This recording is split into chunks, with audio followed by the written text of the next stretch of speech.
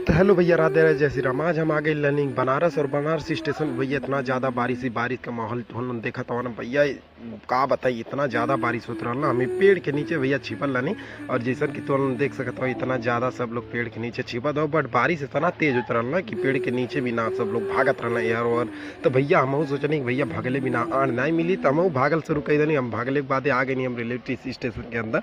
और जैसे तुम लोग देख सकते हो, बारिश होता बाहर, और भैया हमारे बारिश के आनंद इतना ज़्यादा अच्छा रहा। देखो टप टप टप टप गिरा था पानी ने भैया, इतना मज़ा आता तो उन्होंने हम का बताई बा।